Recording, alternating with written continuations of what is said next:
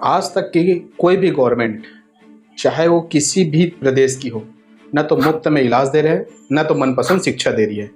तो इस पर क्या करना चाहिए व्यक्तियों को? मैं छत्तीसगढ़ का निवासी हूँ और छत्तीसगढ़ में एक चीज़ बहुत तेज़ी से बढ़ रहा है और वो चीज़ है शराब।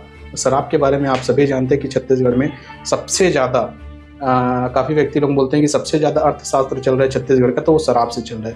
तो मैं एक चीज़ पूछना चाहूँगा कि छत्तीसगढ़ का यदि अर्थशास्त्र चलाने के लिए सिर्फ शराब बिक्री ही यदि पहला प्रावधान है, तो बाकी चीज़ों को छोड़ दो। हर एक बच्चे को नुक्के नक्कड़ या किसी एक स्थान पर जगह दे दो और सिर्फ शराब बेचने का काम चालू कर दो। क्योंकि मैं इसलिए बोल रहा हूँ क्योंकि छत्तीसगढ़ की सरकार, जो कि पूर्व की सरकार रही, वो पूर्व की सरकार ने अपने समय में उन्होंने सभी शराब दुकानों को सरकारी कर दिया। सरकारी करने के बाद लॉकडाउन के समय में ऑनलाइन दारू बेचने का भी काम चालू कर दिया। ठीक इसी प्रकार अभी की जो साइंस है सरकार है, ये साइंस है सरकार भी ठीक उसी नक्शे कदम पर चल रही है। वो इस प्रकार से चल रही है कि अभी आपको पता है कि मनपसंद ऐप करके लॉन्च किए हैं छत्तीसगढ़ सरकार ने।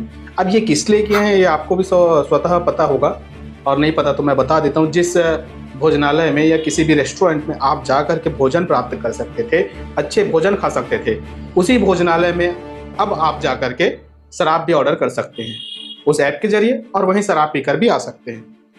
तो ये शराब से सरकार को तो फायदा होगी, लेकिन जो छत्तीसगढ़ के जो मूलतः निवासी हैं उन पर क्या प्रभाव पड़ेगा? कभी किसी सरकार ने सोचा है इस पर?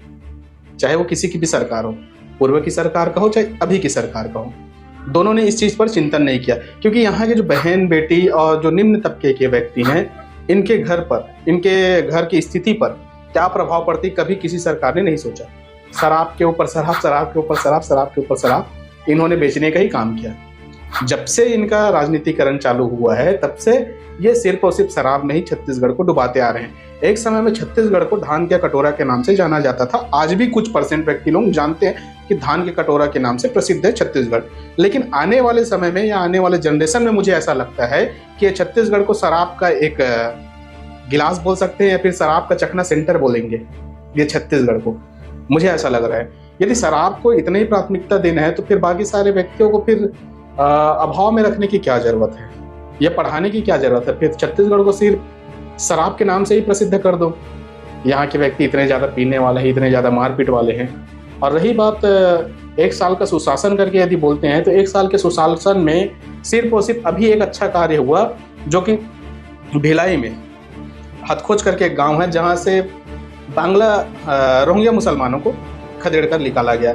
20 व्यक्ति निगरानी में आए और वो 20 व्यक्तियों के साथ पूछताछ हो रही है और अभी उस पर कुछ संज्ञान लेंगे, ऐसा जानकारी में आता है। तो एक साल के बाद यदि ऐसा एक कदम होगा तो 5 साल में आप क्या कार्य करेंगे, मुझे तो ये भी समझ में नहीं आता। और इसी सरकार से ही मैं ये सवाल कर रहा हूँ, क्योंकि पूर्व की सरकार तो आई और गई और उनका क्या कार्य रहा क्या कार्य नहीं रहा कुछ व्यक्ति बता पाएंगे। क्योंकि मेरे को कोई व्यक्ति लोग बोलते थे कि बीजेपी का ज़्यादा महिमा मंडल करता है, लेकिन ऐसा नहीं है। जो वास्तविक चीज़ है उस पर चिंतन करना मेरा काम है। बाकी आप कमेंट के माध्यम से बताएं कि पूर्व के सरकार में और अभी के सरकार में क्या अंतर या क्या डिफरेंस आपको लगता है। मुझे तो ऐसा कोई बहुत अंतर नहीं लगा, थोड़ा सा एक विचारधारा की बस बात है, बाकी सब समान है। कहीं ना कहीं एक ही थाली के ये चट्टे बट्टे लगते मुझे।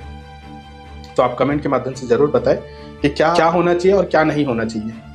क्योंकि जहाँ छत्तीसगढ़ को मुफ्त में शिक्षा और मुफ्त में इलाज मिलना चाहिए, वहाँ मनपसंद शराब मिल रहा है। इससे ज़्यादा दयनीय स्थिति और कुछ नहीं है।